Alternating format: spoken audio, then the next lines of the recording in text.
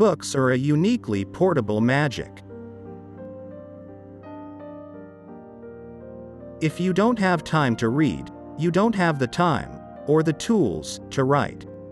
Simple as that. Get busy living or get busy dying. Books are the perfect entertainment.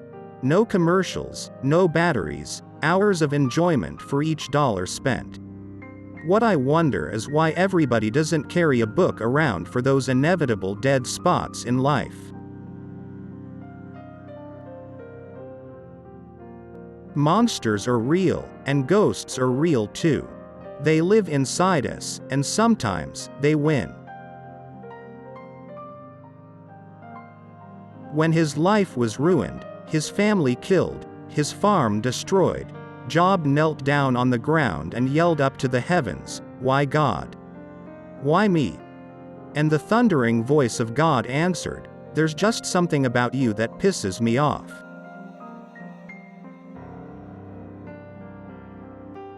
Good books don't give up all their secrets at once.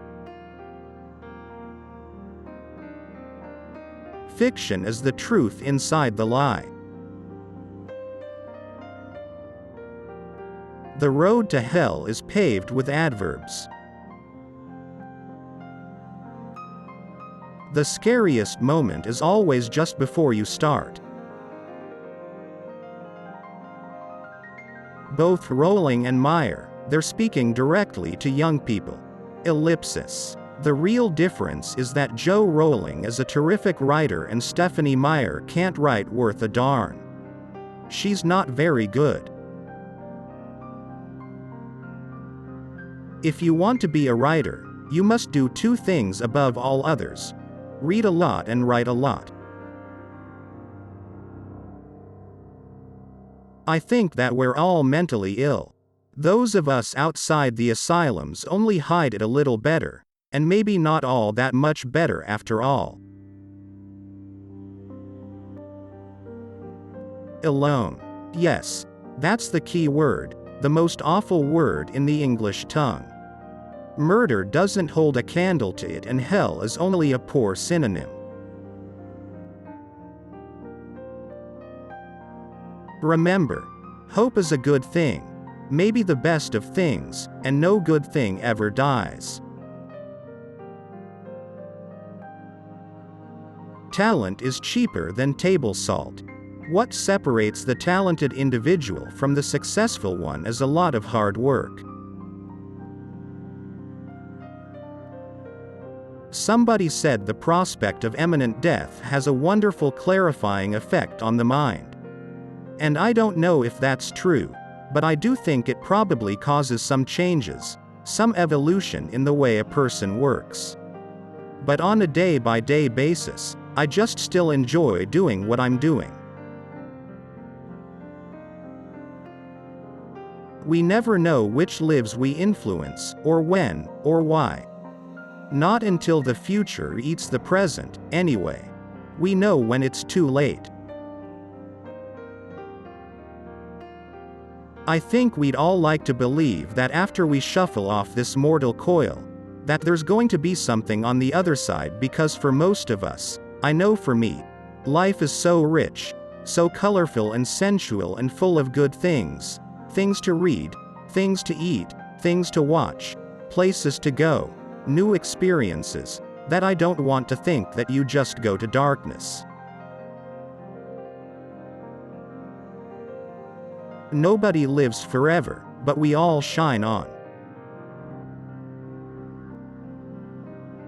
Give a man or woman back his self-respect, and in most cases not all, but most, you also give back that person's ability to think with at least some clarity.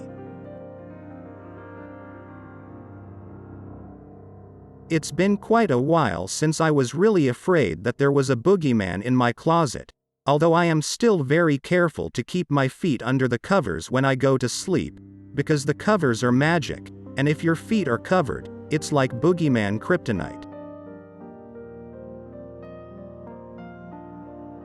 Dreams age faster than dreamers.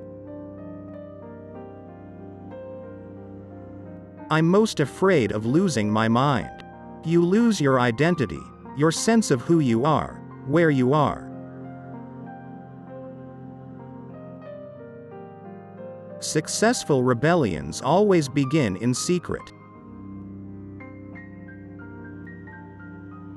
That was what I wanted, but I don't need it to be gone.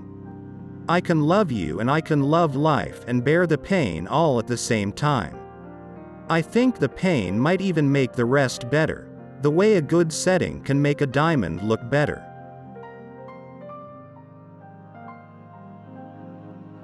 I think of fear as a survival function, and in the stories that I write, the only thing that I've tried to do is provide people with nightmares which are really safe places to put those fears for a while, because you can say afterwards that well, it was all just make-believe anyway, so I just took my emotions for a walk.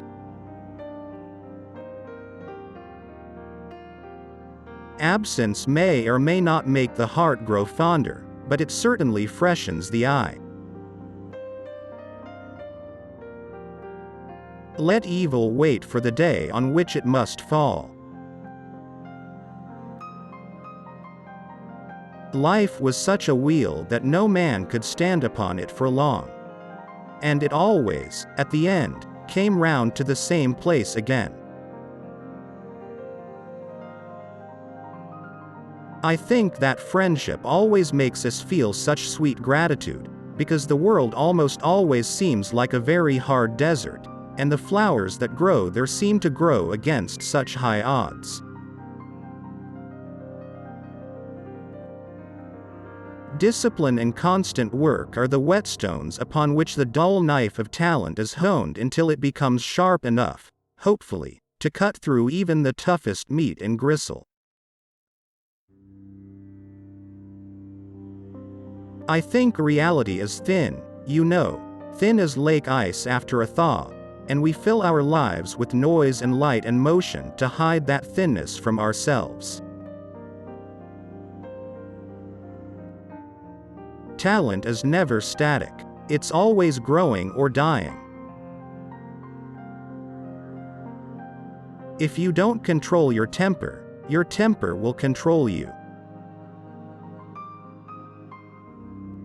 Now I think all of us were born with a hole in our hearts, and we go around looking for the person who can fill it. You fill me up.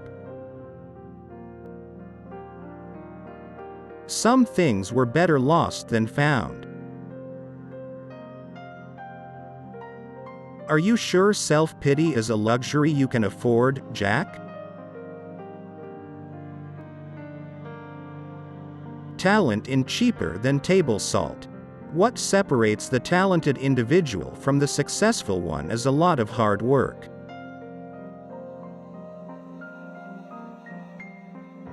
Time is a keyhole.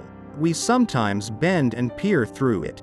And the wind we feel on our cheeks when we do, the wind that blows through the keyhole, is the breath of all the living universe. No good friends, no bad friends. Only people you need to be with. People who build their houses in your heart. Love, the simplest, strongest, and most unforgiving of all emotions.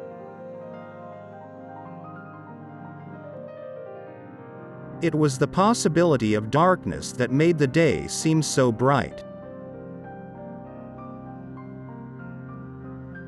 Yes, I've made a great deal of dough from my fiction, but I never set a single word down on paper with the thought of being paid for it. I have written because it fulfilled me. I did it for the buzz. I did it for the pure joy of the thing. And if you can do it for joy, you can do it forever.